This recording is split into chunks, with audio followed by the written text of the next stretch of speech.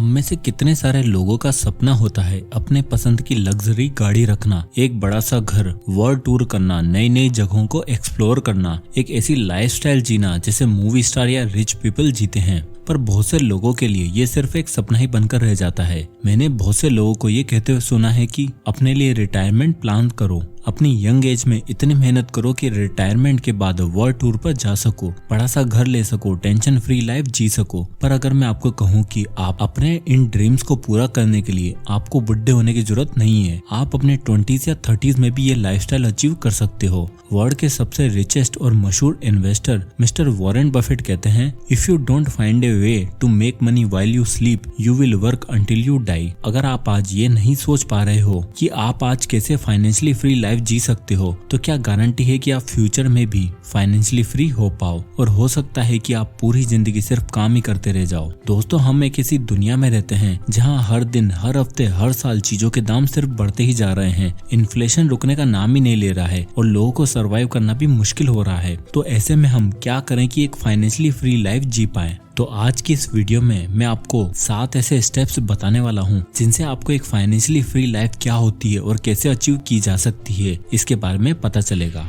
Step number 1, start with the plan. दोस्तों, सबसे पहले आपके लिए जानना जरूरी है कि फाइनेंशियल फ्रीडम का मतलब क्या है। तो आइए इसे एक एग्जांपल के थ्रू समझते हैं। मान लो आपके 3 दोस्त हैं, एक का नाम है रॉकी, एक का नाम है शुभम और एक का नाम है आनंद। रॉकी का ड्रीम है कि लाइफ में उसके पास इतना सारा गोल्ड हो कि वो पूरी दुनिया की हर चीज खरीद सके और पैसों की कभी चिंता ना हो। दूसरी तरफ शुभम चाहता है कि वो इतना अमीर बने कि उसके पास रहने के लिए एक बड़ा सा बंगला हो और एक प्राइवेट जेट हो, ताकि उसे फ्यूचर में कोई चिंता ना हो। वहीं आनंद का ड्रीम है कि एक ऐसा करियर पाथ चूज करना जिस पर उसे सक्सेस मिले और वो लोगों की नजरों में फेमस हो जाए और अपने चूज किए हुए करियर से इतना पैसा कमाए कि लोग उसको आने वाले टाइम में भी याद रखें। तो इन तीनों दोस्तों के ड्रीम्स अलग अलग हैं और इनके ड्रीम्स ही डिफाइन करते हैं इनकी फाइनेंशियल फ्रीडम। यानी अगर रॉकी को गोल्ड नहीं मिला तो वो अपने आप को फाइनेंशियली फ्री नहीं समझेगा। ऐसे ही शुभम को अगर प्राइवेट जेट नहीं मिला और अगर आनंद फेमस नहीं हो पाया तो वो भी फाइनेंशियली फ्री नहीं हो पाएंगे। यानी इस एग्जाम्पल से हम ये समझे कि फाइनेंशियल फ्रीडम की डेफिनेशन हर इंसान के लिए अलग अलग होती है। इसलिए आपको सबसे पहला स्टेप लेना है स्टार्ट विद द प्लान। यानी अपने लिए कोई गोल सेट करो, एक ऐसा टारगेट रखो जो अचीवेबल हो और जो आपको ढेर सारा पैसा दे सके। जैसे कि आपको बैंक में कितना पैसा चाहिए, क्या क्या लग्जरी आइटम चाहिए, उसके लिए क्या क्या एक्सपेंसेस होने चाहिए। और टारगेट बनाने के बाद अपनी करंट सिचुएशन को एनालाइज करो और एक लॉन्ग टर्म और रियलिस्टिक विजन बनाओ और फिर छोटे छोटे स्टेप्स में उन पर काम करना शुरू करो, जो धीरे धीरे आपको आपके डिजायर्ड गोल्स की तरफ ले जाएगा। Step number 2, make a budget. दोस्तों, हमारे हर इंडियन माइंडसेट में एक चीज बहुत कॉमन है, वो है बजट। कहीं ट्रिप पर जाना है, कहीं शॉपिंग करनी है, घर चलाना है या बच्चों की पढ़ाई मैनेज करनी है। इन सभी चीजों के लिए हर इंडियन, इवन हर एक इंसान एक बजट जरूर तैयार करता है। यहाँ तक कि बड़े बड़े बिलियनियर्स भी बजट बना के काम करते हैं। इससे आपको एक सेंस ऑफ क्लैरिटी मिलती है कि कहाँ और कब आपको कितना पैसा स्पेंड करना है और कितना सेव करना है। अगर आप अपने एक्सपेंसेस के लिए बजट बना लेते हो और 10 साल तक उसी बजट रूटीन को फॉलो करते हो, तो ऐसा करने से आप अपने आप को अपनी डिजायर्ड गोल के बहुत नजदीक पाओगे।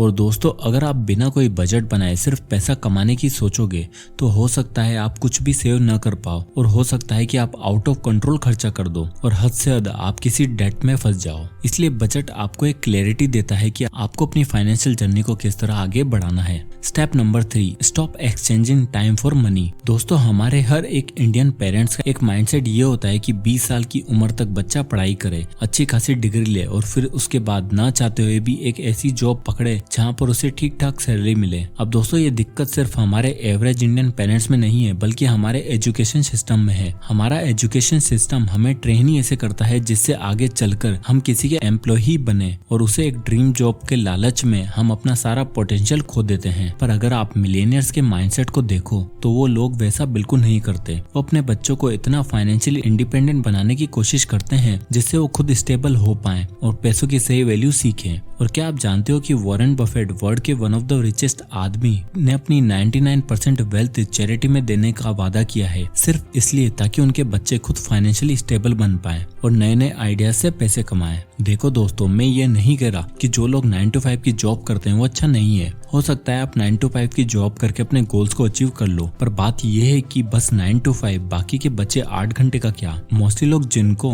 मैंने 9 to 5 की जॉब करते हुए देखा है, वो ऑफिस से आने के बाद नेटफ्लिक्स, इंस्टाग्राम और टीवी जैसी चीजों पर अपना टाइम वेस्ट करते हैं, जबकि इन्हीं आवर्स में आप 1-2 घंटे निकाल कर कुछ प्रोडक्टिव और इनकम जनरेटिंग काम कर सकते हो सकता है कि आपके पास ऐसी बहुत सी चीजें होंगी जिनका अमाउंट अनलिमिटेड हो, पर दोस्तों टाइम एक ऐसी चीज है जो सबके लिए लिमिटेड है। अब किसी के पास 24 घंटे से ज्यादा तो है नहीं, तो अगर आप अपने टाइम के बदले में अपनी इनकम एक्सचेंज कर रहे हो तो आपकी इनकम भी टाइम की तरह लिमिटेड ही रह जाएगी और एक ऐसा पॉइंट आएगा जहां आप काफी पैसा कमाकर भी अपने आप को फाइनेंशियली फ्री नहीं बना पाओगे। Step number 4, live by your means, spend on what's necessary. अपने ऊपर खर्चा करने का मन किसी नहीं करता। मंथ एंड में जब भी पेचेक आता है, सबका मन करता है क्यों ना कुछ शॉपिंग करे, क्यों ना पार्टी करें, या क्यों ना ऑफिस से ब्रेक लेकर एक छोटा सा ट्रिप मारे। दोस्तों, अपनी जरूरतों के हिसाब से जीना बुरा नहीं है। बहुत से लोग या बहुत सी वीडियोस में आपने ये देखा होगा कि लोग आपको कहते हैं कि आपको पैसा खर्चा नहीं करना चाहिए, पार्टी में नहीं जाना चाहिए या शॉपिंग नहीं करनी चाहिए। देखो, अगर कोई भी चीज अगर लिमिट में हो तो वो बुरी नहीं है, और अगर आपने बजट बना रखा है तब तो चिंता करने की बिल्कुल जरूरत भी नहीं है। पर हाँ, खर्चा सिर्फ उन्हीं चीजों पर करो जिसकी आपको सच में जरूरत हो या जो आपको मेंटल पीस दे। मैंने ऐसे बहुत से लोगों को देखा है जो पहली सैलरी आते ही सोचते हैं कि गाड़ी खरीदनी है, जितनी उनकी सैलरी नहीं होती उससे 4 गुना ज्यादा अमाउंट की तो वो गाड़ी खरीद लेते हैं और फिर उसकी EMI भरते रहते हैं। और कुछ तो ऐसे भी लोग होते हैं जो वेकेशन सिर्फ प्लान करते हैं क्योंकि उनके रिश्तेदार भी वेकेशन से आए हैं। मैं आपको खर्चा करने के लिए कह रहा हूँ, बट ऐसे बेफिजूल खर्चा करने के लिए नहीं कह रहा जिससे आपको बाद में रिग्रेट हो। दूसरों को देखकर नहीं, बल्कि अपने लिए जो चीजें जरूरी हैं उसे पूरा करो, वरना शो ऑफ के चक्कर में अपनी सारी धन दौलत को लुटा दोगे। Step number 5, learn to manage money. अब आता है सबसे most important point, learn to manage money. दोस्तों, आपने फेमस बॉक्सर माइक टायसन का नाम तो सुना ही होगा। वर्ल्ड के सबसे डेडलीस्ट और रिचेस्ट बॉक्सर माइक टायसन की लाइफ में 2003 एक ब्लैक ईयर साबित हुआ। माइक टायसन को इस साल बैंकरप्ट घोषित कर दिया गया। माइक अपने एक्सपेंसेस को लेकर इतने केयरलेस थे कि उन्हें पता भी नहीं था कि उनके पूरे वर्ल्ड में उनकी कितनी प्रॉपर्टीज हैं, कितनी कार्स हैं और कितने प्रॉपर्टीज पर कितने केसेस चल रहे हैं। एक रिपोर्ट के अकॉर्डिंग माइक टायसन ने $600 मिलियन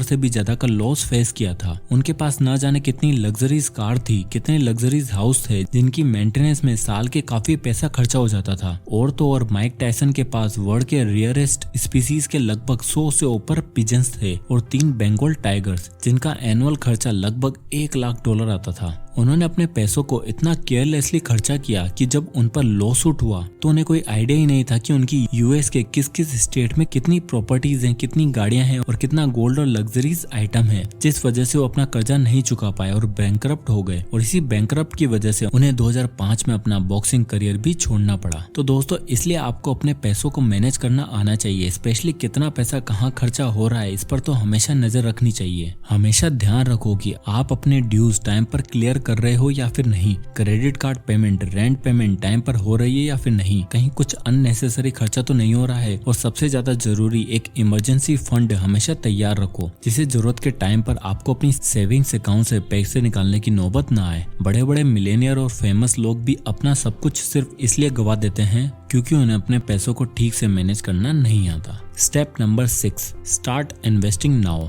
दोस्तों, एक बहुत ही फेमस चाइनीज सेइंग है, the best time to plant a tree was 20 years ago, the second best time is now. ये कोट हमें बताता है कि किसी भी अच्छी चीज को शुरू करने का कोई फिक्स्ड टाइम नहीं होता। अपने ड्रीम्स को पूरा करने के लिए आप जब भी पहला कदम रखते हो वही आपका सही टाइम होता है। और ये बात बहुत इंपॉर्टेंट है इन्वेस्टिंग की दुनिया में। मैंने अपने बहुत से दोस्तों को कहते हुए सुना है कि काश यार हमारे पापा ने 20 साल पहले इन स्टॉक्स में पैसा लगाया होता तो आज हम रिच होते और ये रियल एस्टेट की प्रॉपर्टी खरीद ली होती, हम भी करोड़ों के मालिक होते। और वो लोग आज सिर्फ यही सोचकर इन्वेस्ट नहीं करते हैं कि यार अब तो टाइम निकल गया है, उस समय पैसा लगाया होता तो सही होता और हो सकता है मुझे अभी काफी ज्यादा लॉस हो जाए। दोस्तों, लाइफ में रिस्क तो आपका एक ऐसा पार्ट होता है जिसके 2 आउटकम्स होते हैं, या तो आप जीतते हो या फिर आप सीखते हो। और इन्वेस्टिंग का कभी कोई टाइम पीरियड फिक्स नहीं है। बड़े बड़े इन्वेस्टर जो रिच हुए हैं उन्होंने भी अपने टाइम पर इन्वेस्टिंग शुरू करके बहुत पैसा कमाया और अब आपकी बारी है, इसलिए जल्दी से जल्दी इन्वेस्ट करना शुरू कर दीजिए। तो अगर आप अपनी इन्वेस्टिंग की जर्नी शुरू करना चाहते हैं तो उसके लिए आपको एक डीमैट अकाउंट ओपन करना होगा, जिसकी लिंक आपको डिस्क्रिप्शन में मिल जाएगी। आप वहां से जाकर अपनी इन्वेस्टिंग की जर्नी स्टार्ट कर सकते हैं। Step number 7, invest in yourself. दोस्तों, आप में से कई लोग मानते होंगे कि अगर हमें रिच होना है तो हमें एक कंप्यूटर बिल्ड करना होगा, किसी जगह पैसा लगाना पड़ेगा, बिना पैसा लगाए तो कोई भी रिच नहीं होता। पर अगर आप इन चीजों को छोड़कर अपने लिए कुछ इन्वेस्टमेंट करो तो आप एक वैल्यूएबल पर्सन बन जाओगे। अपने साथ एक प्रीमियम का टैग लगा पाओगे, जिसके बदले में लोग आपको पे करेंगे। और यही एक ऐसी इन्वेस्टमेंट है जिसके फ्यूचर में आपको कंपाउंड प्रॉफिट मिलेगा, और वो भी बिना किसी लॉस के। आप अपने आप को रोज कुछ ना कुछ नया सिखाओ, कुछ ऐसे कोर्सेज और ट्रेनिंग सेशन लो जिससे आपकी स्किल्स, आपके हिडन टैलेंट्स और आपकी नॉलेज इंक्रीज हो।